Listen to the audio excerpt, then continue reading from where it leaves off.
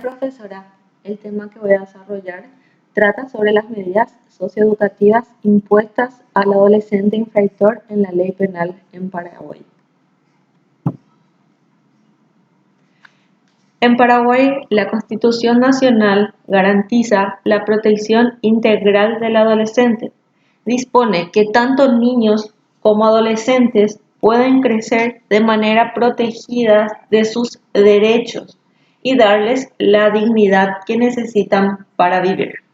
Así también, el Código de la Niñez y la Adolescencia, vigente en el país, define como adolescente infractor penal a aquel cuya responsabilidad ha sido determinada como autor o partícipe de un hecho punible tipificado como delito o falta en la ley penal. La definición de delincuencia es un concepto que procede del latín delinquentia y que permite nombrar a la acción de delinquir o la cualidad de delincuente. Delinquir, como ya sabemos, es un delito, es decir, violar la ley. En concepto de delincuencia, por lo tanto, hace referencia al conjunto de los delitos o a las personas que quebrantan la ley. Los principales factores de la delincuencia son los factores familiares, la falta o supervisión o control de los padres, la violencia de los padres contra los hijos, también los conflictos familiares y la falta de enseñanza de valores en la sociedad. En cuanto a los factores familiares, tenemos la importancia de la familia en cuanto al normal desarrollo de los niños y jóvenes. Está fuera de toda duda. Juega un papel relevante en el proceso de socialización, en el cual es definitivo en la primera etapa de la juventud, como factores que interrelacionan a la familia con comportamientos desviados, influyendo significativamente en futuras conductas delincuenciales. Se pueden citar los siguientes que tenemos a continuación: la falta de supervisión o control de los padres consiste en saber qué hace el menor dentro y fuera de la casa. A medida que los niños van creciendo, es necesario que los padres ejerzan un cierto grado de control sobre sus actividades, modificándolo en relación con las experiencias, las capacidades y el grado de madurez de los mismos, de tal forma que aprendan a asumir responsabilidades.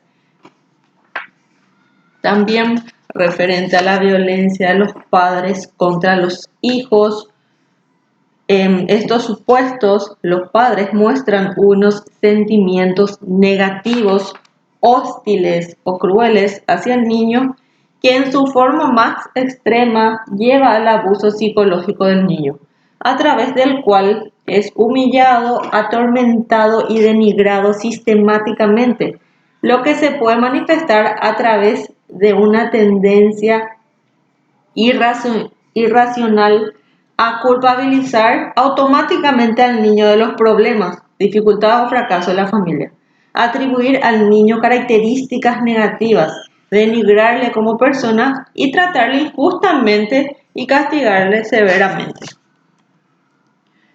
Las medidas de protección que brinda el Estado al adolescente infractor a la ley penal son las medidas de vigilancia, mejoramiento y seguridad, que estas medidas se encuentran normadas por el artículo 198 del Código de la Niñez y la Adolescencia. Las medidas de mejoramiento son la de internación en un hospital psiquiátrico y el de internación en un establecimiento para la desintoxicación. Ahora bien, al determinar la aplicación de una medida de seguridad, la norma establece a la cancelación de licencia a conducir. En cuanto a las medidas de protección y apoyo podemos identificar dentro de las disposiciones del artículo 34 del Código de la Niñez y Adolescencia, en el cual establece la advertencia al padre, a la madre, al tutor o responsable, la orientación al niño o adolescente y a su grupo familiar, el acompañamiento temporario al niño o adolescente y a su grupo familiar, también la incorporación del niño en un establecimiento de educación escolar básica y la obligación de asistencia, el tratamiento médico y psicológico que no puede faltar. También en caso de emergencia, la provisión material para el sostenimiento del niño o adolescente. En cuanto a las medidas socioeducativas, tenemos que se encuentran normadas en el artículo 200 del Código de la Niñez y Adolescencia, las cuales, en la medida de la necesidad, el juez puede combinar las aplicaciones. Las medidas socioeducativas solo pueden ser establecidas por un plazo no mayor de 2 años. Y las medidas correccionales son casi las más severas y se aplican mediante la amonestación de conformidad al artículo 204 del Código de la Niñez y Adolescencia. También el niño debe resarcir el daño causado, pedir personalmente disculpas, realizar determinados trabajos, prestar servicio a la comunidad y también debe pagar un dinero a una entidad beneficencia, según el Código de la Niñez y Adolescencia en el artículo 205. Las medidas privativas de libertad y la última está entre las sanciones más severas dentro del Código de la Niñez y Adolescencia. Se encuentra la privación de la libertad, según el artículo 206 del mismo cuerpo legal, la cual puede ser aplicada al no dar resultado a ninguna de las anteriormente citadas, ya que la aplicación de las medidas deben ser obligatoriamente en escala, pudiendo ser un régimen cerrado, según el artículo 215, y el régimen semiabierto, que es según el artículo 215 del Código de la Niñez y Adolescencia. El Código de la Niñez y Adolescencia, según su artículo 200, habla sobre la naturaleza de las medidas socioeducativas, que son prohibiciones y mandatos que regulan la forma de vida del adolescente con el fin de asegurar y promover su desarrollo y educación. Dichas reglas de conducta no podrán exceder los límites de la exigibilidad conforme a la edad del adolescente. El juez podrá ordenar residir en determinados lugares, vivir con una determinada familia, aceptar un determinado lugar de formación o de trabajo y realizar determinados trabajos. En cuanto a las garantías en el ordenamiento jurídico vigente y aplicadas en el proceso penal de la adolescencia, tenemos el juicio previo, el principio de inocencia y el principio de la defensa. En cuanto al juicio previo, debemos saber que sin haber sido juzgada a través de un procedimiento establecido con anterioridad, ninguna persona debe sufrir una condena o una pena. También el principio de inocencia, llamado estado de inocencia, del que goza el imputado o procesado, es un estado que solo puede cambiar en base a la certeza judicial que ha producido el desarrollo de las pruebas. El principio de defensa pone en escena el ejercicio de la defensa material al exigir el derecho de ser oído que tiene el adolescente sometido a proceso en todo momento.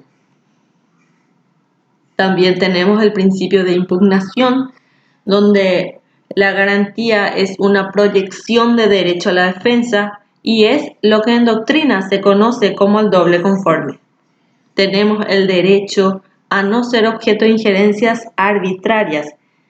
El domicilio de la persona, así como su correspondencia u otras formas de comunicación, son consideradas como proyección del ámbito de la intimidad.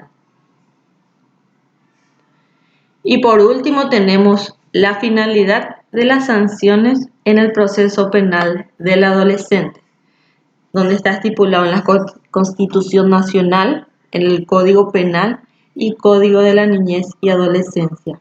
Estos fines obligan a evitar reacciones punitivas contrarias a la resocialización, es decir, a las consecuencias de la medida en vida futura del adolescente. La Constitución Nacional en el artículo 20 establece que tendrá por objeto la readaptación de los condenados y la protección de la sociedad. El Código Penal en su artículo 3 establece que tendrán por objeto la protección de los bienes jurídicos y la readaptación del autor a una vida sin delinquir.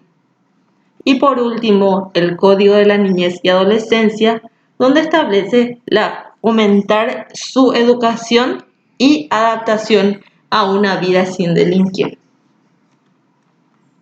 Muchas gracias por la atención.